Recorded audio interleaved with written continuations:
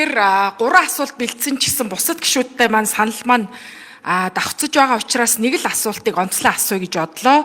Энэ хуулийг бас иргэний нийгмийн байгууллагууд иргэд нэлээд хүсж эрэлхийлж байгаа учраас тэдний хүслийг бас дэмжиж энийг асууж байгаамаа.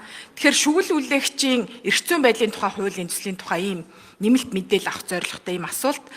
Дэлхий дээр нүүбийн авилгын эсрэг конвенцэд нэгдсэн 140 гаруй улс байдаг. Та сайн мэдж байгаа. Үүнээс 59 шүгэл үлээгчийн тухай хуулийг хэрэгжүүлдэг. За, Монгол улс Нэгдсэн үндэсний байгууллагын авилгын эсрэг конвенцэд 2005 онд нэгдэн ороод улсын хурлаарс 2хан баталсан. Тус конвенцийн 33 дугаар зүйлд оролцогч улс бүр энэхүү конвенцийн дагуу тогтоогсон гэмт хэргийн талаарх аливаа баримт нотлогоог сайн санааны үүднээс үндсэлтэйгээр эрх бүхий байгууллагад мэдээлж буй аливаа этгээдийг аливаа шудраг бус хандлагаас хамгаалахаар заах талаарх зохих арга хэмжээг өөрийн дотоодын эрх зүйн орчинд тогтолцоонд нэвтрүүлэх мөн заан оруулах асуудлыг авч үзнэ гэж тунхагласан. 2021 оны 11-р сарын 11-нд Засгийн газрын хуулийн төслийг Улсын хурл дөрвөн мэдүүлсэн. Улсын хурл 1 жилийн дараа буюу 22 оны 10-р сард хэлцээд энэ бол чухал ач холбогдолтой хууль мөн гэж үзээд хуулийн төслийг анхны хэлцүүлэгт шилжүүлсэн байдаг. Энэ үед бас Зандан шатар ерөнхийдөө та даргалж байсан юм байлээ. Тэгэхээр энэ хууль одоо хүртэл батлагдаагүй байна. Та энэ шүгэл үлээгч эрх зүйн байдлын тухай хуулийн төслийг батлуулах чиглэлээр ямар ахиц гаргах амлалт өгч чадах вэ гэсэн тодорхой асуултыг асууя. За баярлалаа. За энэ хуулийн шүгэл үлээгч эрх зүйн байдлын тухай хуулийг анх бид авилгатай тэмцээн газар тус санал болгож тэнцэнээс төслийн анхны хуулийг босруулж өргөн бариулах ажлыг зохион байгуулж энэ чухал хуулиа гэж үзэж ажиллаж ирсэн юм. Тэгээ харамсалтай нь энэ хууль бол бүлгүүдийн түвшинд дэмжигдэж чадаагүй хэлцэгдэж батлагдаагүй. За 2025 онд энэ хуулийг бол бид дахин өргөн барьж хилцүүлэхээр төлөвлөж байна. Ер нь энэ Монгол улсад авилга хулгай ашиг сонирхлын зөрчилийг мэдээлсэн иргэдийг хамгаалах, дэмжих, эрх зүйн байдлыг тодорхойлсон хууль тогтоомж одоогоор байхгүй байна.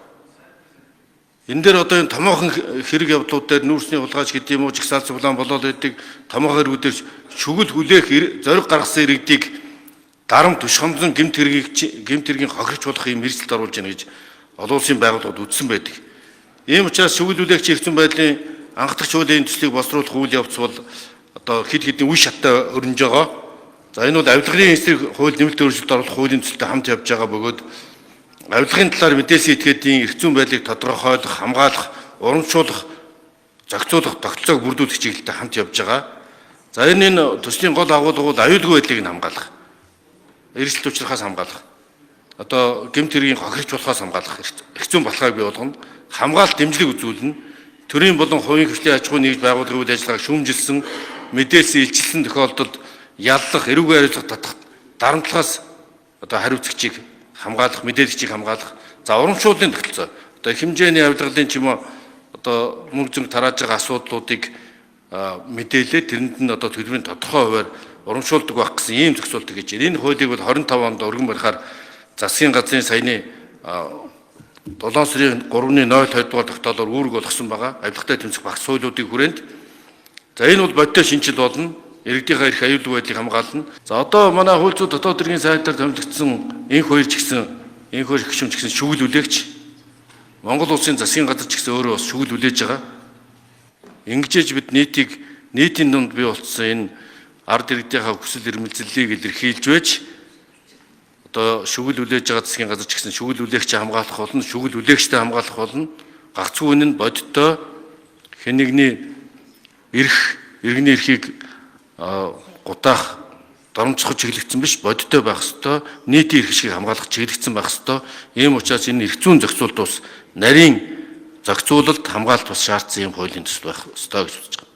Ер нь бол энэ хууль эрх зүйн орчин бүрдснээр хамгийн гол нь одоо хүний эрхийн хуулийн хэрэгжилт биелэх нөхцөлийг илүү бүрдүүлэхээс гадна ямар ч иргэн одоо төрийн үйлчилгээг альва одоо бидний хэлж заншсанаар арын хаалгагүйгээр тэгш хүртээмжтэй авахын болцоо нэмэгдэн улмаар аль аль тал нь хариуцлагатай байснаар төр ditгийг итгэл хамгийн гол нэмэгдэх юм аа.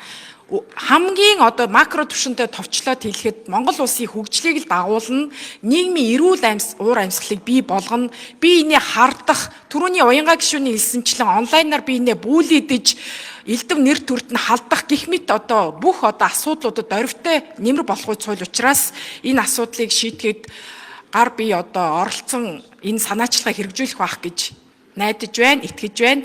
За баярлалаа.